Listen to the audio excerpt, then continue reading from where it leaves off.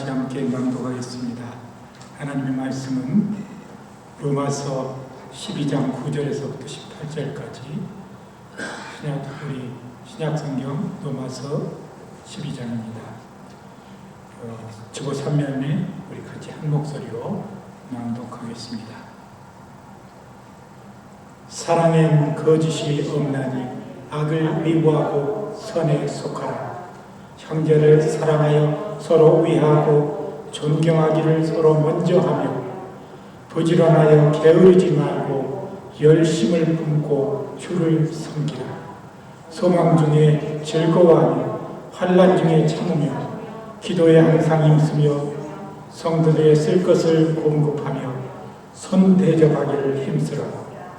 너희를 핍박하는 자를 축복하라. 축복하고 저주하지 말라. 즐거워하는 자들로 함께 즐거워하고 우는 자들로 함께 울라. 서로 마음을 같이 하며 높은 데 마음을 두지 말고 도리어 낮은 데 처하며 스스로 지혜인 채 말라.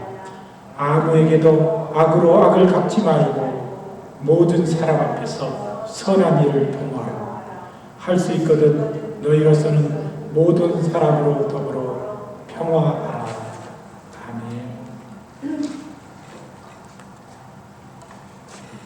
독서. My eyes so dry, my face cold. 찬양 드리겠습니다.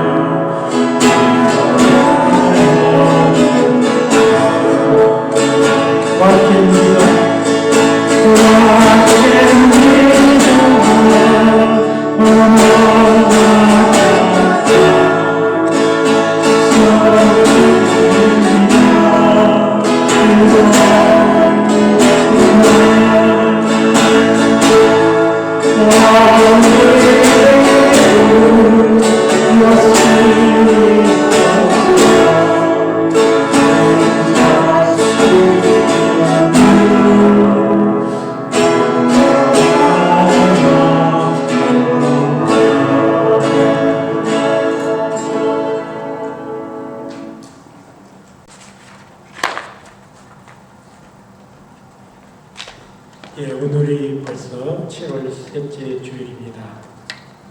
예, 날씨가 많이 더워져서 때로는 이 더위에 조심해야 되는데 여기 안에는 조금 기온이 더 내려가서 제가 기온을 조금 올렸습니다. 가만히 앉아 계시니까 어떤 분은 추위를 느끼신 분도 계실 것 같아요. 한국의 이 목회자 협의회라는 곳이 있는데 그곳에서 얼마 전에 갤럽 한국의 갤럽 연구소 GN컴하고 공동으로 지난 20년 동안 목회자 800명, 또 개신교인 2,000명, 그리고 비개신교인 넌 크리스찬 1,000명을 상대로 설문조사를 했다고 합니다. 이 조사 결과 2023년 지금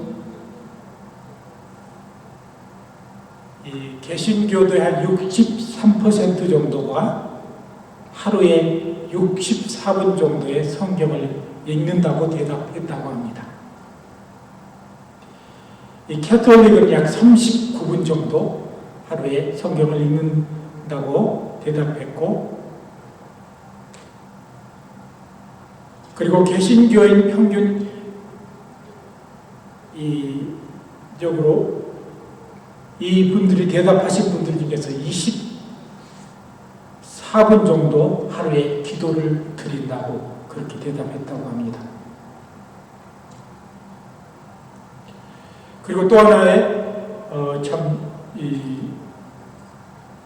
사실은 이 개신교인 중 30%의 사람이 이 경건의 시간, 이 콰이어 타임을 하루에 한 번 갖는다고 대답했다고 합니다.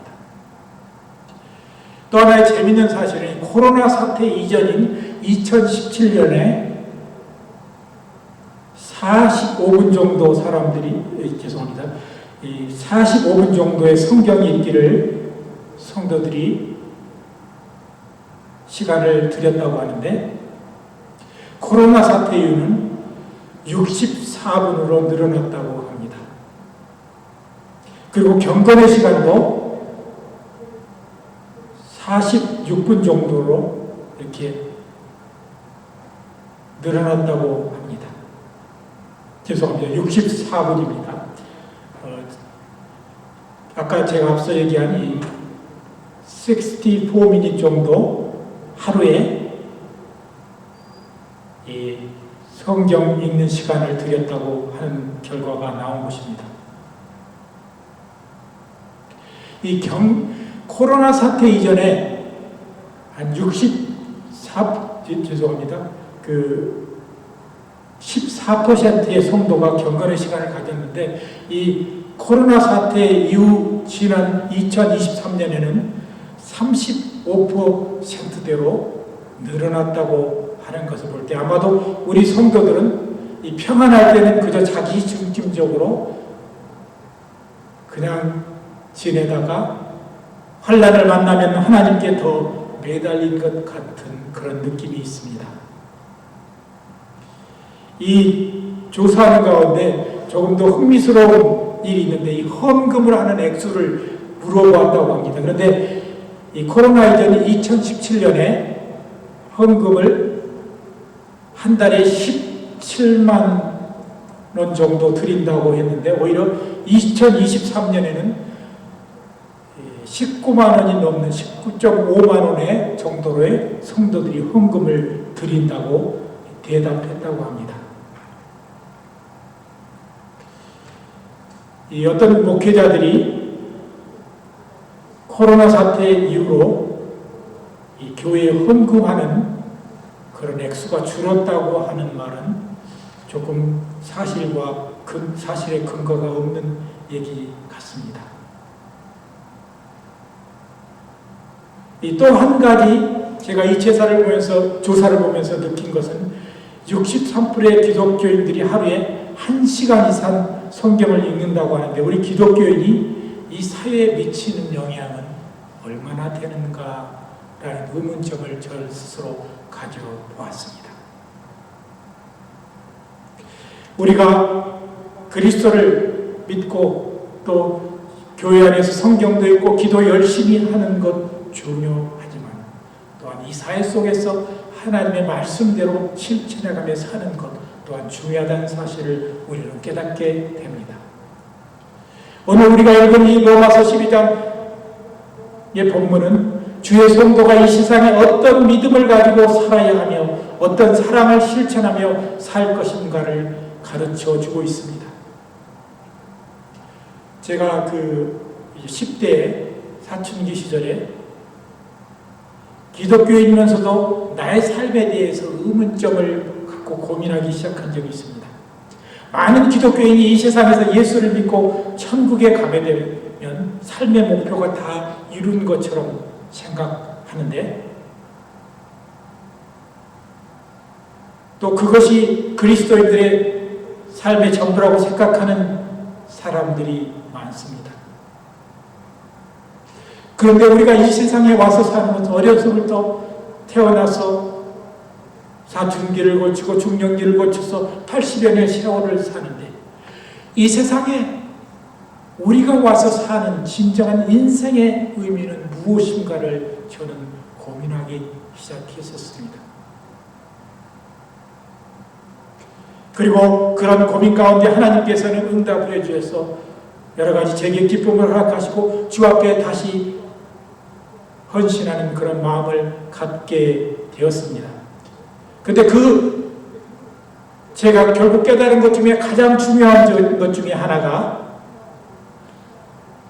우리 그리스도인들이 계속해서 주 안에서 삶을 살아야 되는 가장 커다란 이유 중에 하나가, 또 중요한 것이 무엇이냐면, 우리는 이런 세상의 삶을 통해서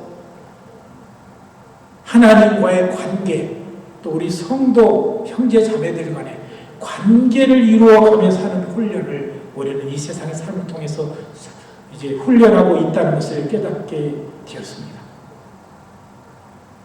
우리가 태어남으로 부모와의 관계, 또 형제 자매와의 관계가 릴레이션십이 형성되었습니다. 그리고 영적으로 우리는 하나님 아버지를 믿고 예수 그리스도를 나의 주로 믿고 하나님 아버지를 따르는, 말씀을 따르는 삶을 우리가 살고 있는데, 그런 우리 하나님 아버지와의 관계를 우리는 분명하게 해야 하고, 우리의 삶 속에서 그 훈련들을 늘 해가는 것입니다. 그리고 또 우리는 이렇게 교회 안에서 형제 자매들과의 릴레이션십을 잘 갖는 훈련을 해야 합니다. 나 혼자만 신앙생활을 하며 사는 것이 아닙니다. 우리는 서로의 관계 속에서, 이런 관계 속에서 우리는 서로 돕고 서로 그리스도 안에서 이해해가며 그렇게 사는 훈련이 우리가 인생을 사는 가장 커다란 이유 중에 하나인 것입니다. 오늘 본문은 이런 하나님 관계들, 하나님과의 관계, 또 믿는 형제 자매의 관계, 심지어 믿지 않는 사람과의 관계들을 어떻게 우리가 형성해 갈 것인지를 오늘 본문 속에서 우리 가르쳐주고 있는 것입니다. 오늘 본문 속에 우리에게 주는 커다란 메시지들인데 그 중에 몇 가지를 살펴봅니다. 먼저 성도는 자기 마음속에서 우러나는 사랑으로 진실한 사랑의 실천을 해야 한다고 9절 말씀에 말씀하고 있습니다. 이 영어 성경에 보니까 Let love be without hypocrisy. 이것은 무엇을 말하냐? 위선적인 사랑을 갖지 말라는 것입니다. 진정한 우리 마음속 깊은 곳에서 우러나오는 진실한 사랑을 가져야 한다고 말씀하고 있습니다. 사랑은 아픔이 있고 자기가 손해를 볼 경우가 더 많습니다. 그리고 그 사랑은 다른 사람을 인정해 줘야 합니다. 내가 나의 중심적으로 살아가는 그런 삶이 아니라 다른 사람을 인정해주고 그 사람을 인정해주는 사 가운데 우리는 우리의 관계를 유지해 가야 하는 것입니다. 어떤 사람이 그것을 이해하지 못하고 나를 알아주지 못한다 할지라도 곁길로 가는 자녀를 보는 부모의 마음으로 다른 성도가 지금 지옥에 간 것이 아니라 잠시 곁길로 가고 있다고 여기며 그 사람을 묵묵히 지켜보아야 한다는 것입니다. 두 번째, 성도는 헌신적인 사랑을 가져야 한다고 10절 말씀에 말씀하고 있습니다. 이 영어 본문에나 또 이 원어 헬라어 성경에 보니까 우리말에 우리 한국어 번역에 빠진 부분이 구절이 있는데 그것은 be loved to one another.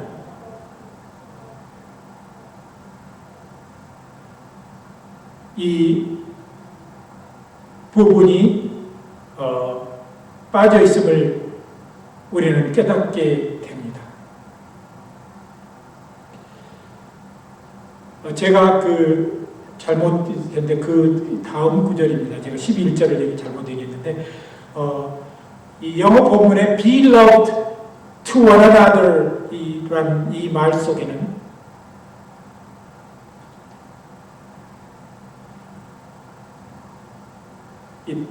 다른 성경에 이 RSV 같은 경우는 devoted to one another라고 표현이 되어 있습니다. 여러분들은 잘 아는 이 devote라는 말은 몸, 시간, 무력, 그다음 물질 등을 노력 등을 우리는 말하는 것입니다. 그것을 드리는 것을 이 devote 헌신이라고 말하는 것입니다. 그리고 어느 누구에게나 먼저 다가가 손을 내미는 헌신을 말하는 것입니다.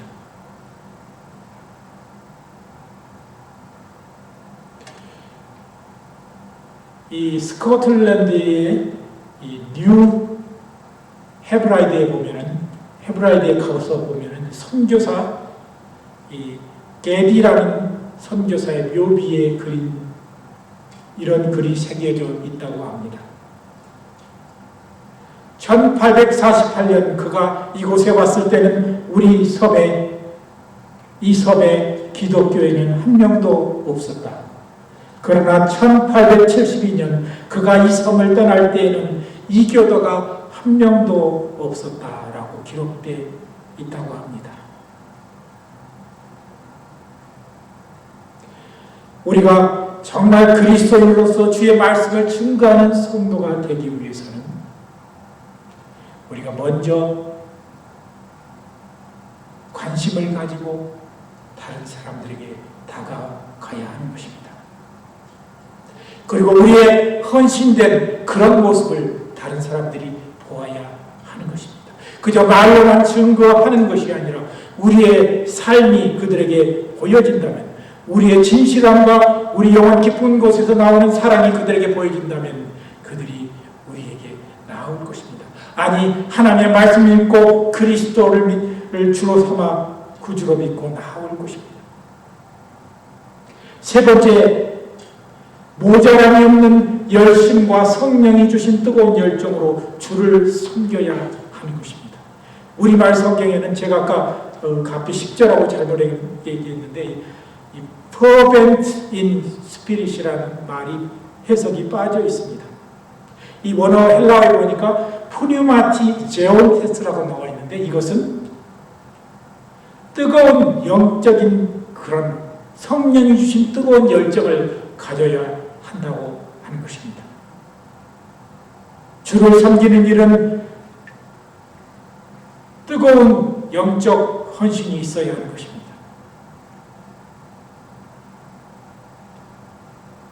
오늘날 우리가 기도를 드릴 때 제가 가끔 언급하는 거지만 내 영혼의 변화를 위한 기도가 우선되어야 한다는 것입니다.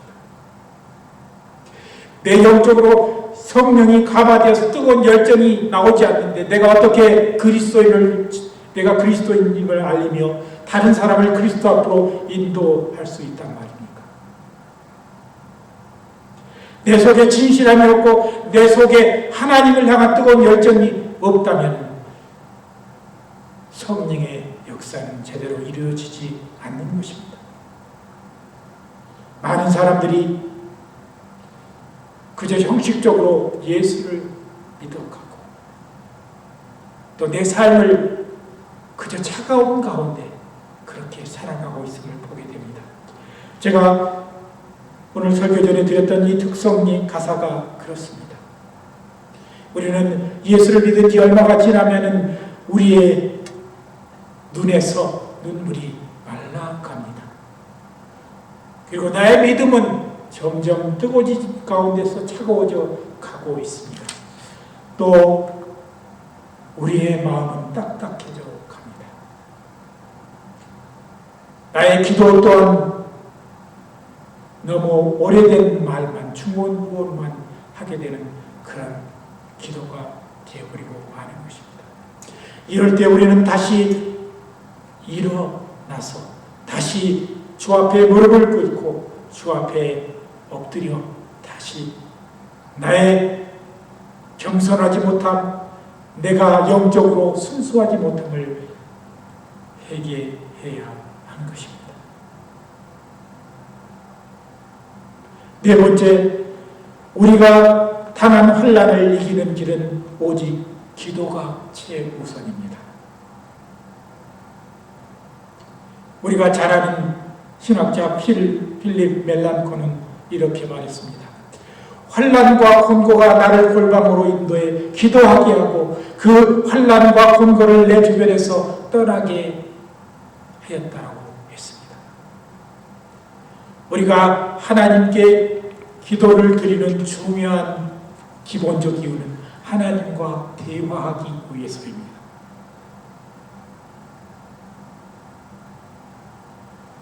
우리는 하나님과의 관계, 아버지와의 관계를 올바로 갖고 하나님과 그 아버지와의 관계 속에서 진정한 대화가 이루어져야 한다는 것입니다.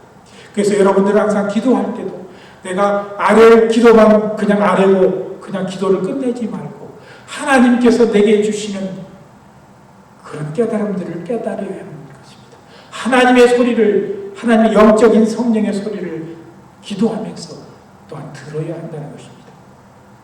내가 이렇게 기도를 드렸는데 하나님의 뜻은 어떤 것일까? 또 생각하는 가운데, 묵상하는 가운데 하나님께서 내게 응답의 음성을 주시는 것입니다. 그리고 또 하나님, 우리가 기도를 하는 가장 중요한 이유가 있습니다. 그것은 내 마음이 지금의 마음에서 하나님의 마음과 같아지며 성령께서 인도하는 마음으로 변하게 해달라는 기도해야 하기 때문인 것입니다. 우리가 많은 기도를 하는데 기도하는 가운데 상처를 받아서 기도하는 경우가 있습니다. 사람들과의 관계 속에서 상처를 받아 기도하는, 때로는 내가 타락하거나 아니면 내 자신이 세상의 삶 가운데 여러 가지 실패를 맛보았을 때 기도하는 경우가 많이 있습니다. 그러나 기도 가운데 가장 중요한 것은 하나님이 내 마음의 상태를 영적인 상태, 긍정적인 상태로 변화시켜 주시라는 그런 기도가 우리에게 있어야 한다는 것입니다. 그렇게 기도한 가운데 평안을 얻고 기쁨을 얻으고 나은 다음에 세상을 바라보면 세상은 내가 기도 변화되었던 그 전의 상태로 그대로 있지만 내 마음이 변화되면 전과 똑같은 상황이라 할지라도 다르게 내게 보이는 것입니다. 하나님은 나의 환난을 없애기보다 내가 그 환난을 견딜 힘을 우리에게 주시는 것입니다.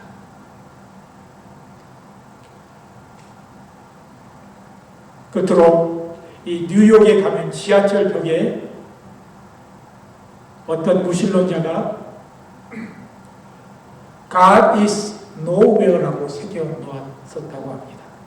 이를 못마땅하게 여긴 한 기독교인이, 크리스천이 이 God is nowhere and where라는 글자에 W자를 지우고 no라는 이 NO 다음에다가 새겨 넣었습니다.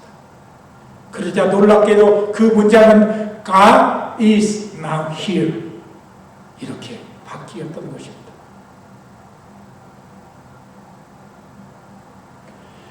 우리가 하나님이 여기 계시다는 것을 우리는 우리의 삶을 통해서 증명해야 하는 것입니다. 인도의 마하트마 간디가 했던 유명한 말을 여러분들은 기억하실 겁니다. 예수 믿는 사람을 보면 하나님이 있음을 느껴야 하는데 그들을 보면 하나님이 없는 것처럼 느껴진다고 그가 말했습니다.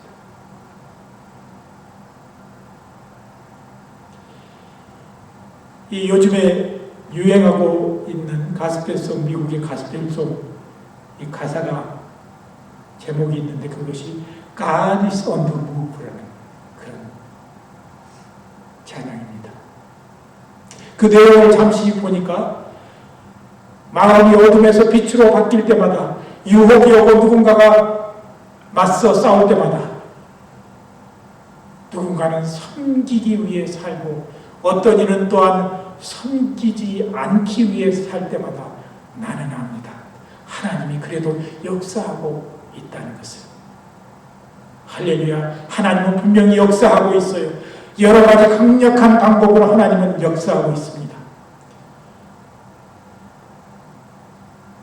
어떤 연약한 우리가 무릎을 꿇을 때마다 우리가 사람들을 구원하게 한다는 그런 진실을 말할 때, 말씀 위에 서기로 선택하는 그때 하나님께서 역사하고 있다는 것을 나는 압니다 라는 그런 가사입니다.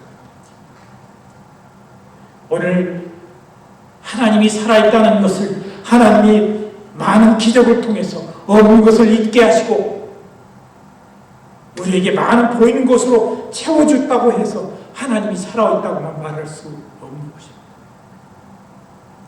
하나님이 나라는 존재를 통해서 다른 사람이 구원을 받아 예수 앞으로 돌아올 때 그것은 하나님이 살아있다는 분명한 증거가 되는 것입니다.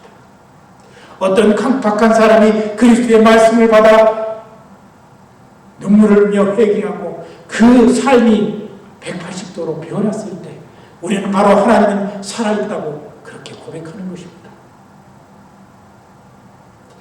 내가 다른 사람을 사랑하지 못할 내가 주의 은혜를 받아 다른 사람을 사랑하고 있을 때 이것은 분명히 하나님은 지금 살아계신다고 말할 수 있는 것입니다. 오늘 사도 바울은 이 로마서 12장을 통해서 권면할 때 우리가 하나님을 살아있다고 표현할 수 있다면 사랑의 실천을 할 수 있어야 하며 환난을 견뎌야 하며